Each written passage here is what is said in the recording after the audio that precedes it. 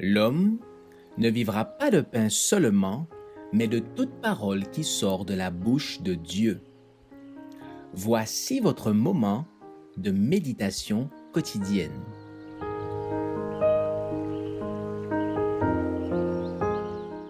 Vous recevrez une puissance. Un amour fraternel, le 22 novembre. La multitude de ceux qui avaient cru n'était qu'un cœur et qu'une âme. Nul ne disait que ses biens lui appartenaient en propre, mais tout était commun entre eux. Acte 4, verset 32. L'Écriture déclare: il n'y avait parmi eux aucun indigent. Et elle nous rapporte comment on paraît à leurs besoins. Ceux, parmi les croyants, possédant de l'argent et des biens, les sacrifiaient joyeusement pour faire face aux nécessités de l'heure. Ils vendaient leurs maisons, leurs champs, et en apportaient le prix qu'ils déposaient aux pieds des apôtres. Et l'on faisait des distributions à chacun selon ce qu'ils en avaient besoin. Acte 4, versets 34 et 35. Ces libéralités de la part des croyants résultaient de l'effusion de l'esprit. Les néophytes n'étaient qu'un cœur et qu'une âme. Un intérêt commun les dirigeait, à savoir le succès du mandat qui leur était confié.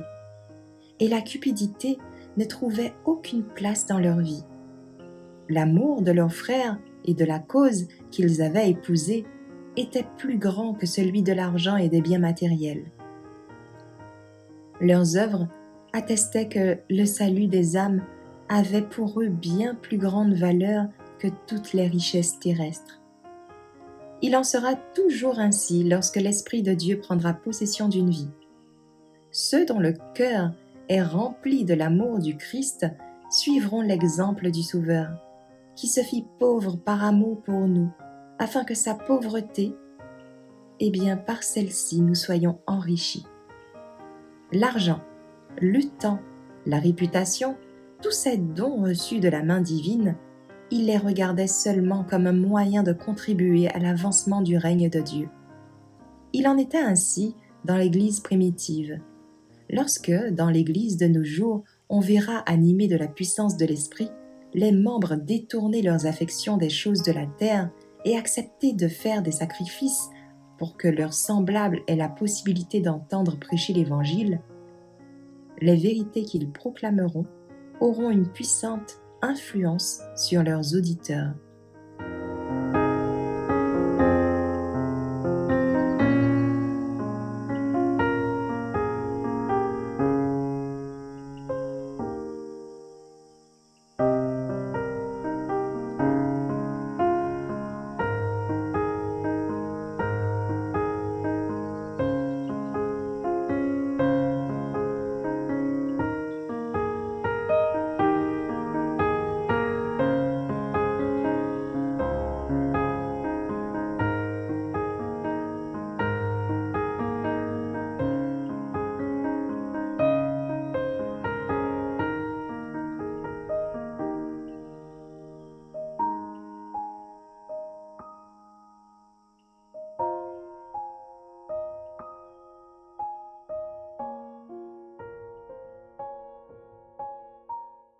Merci d'avoir écouté cette présentation.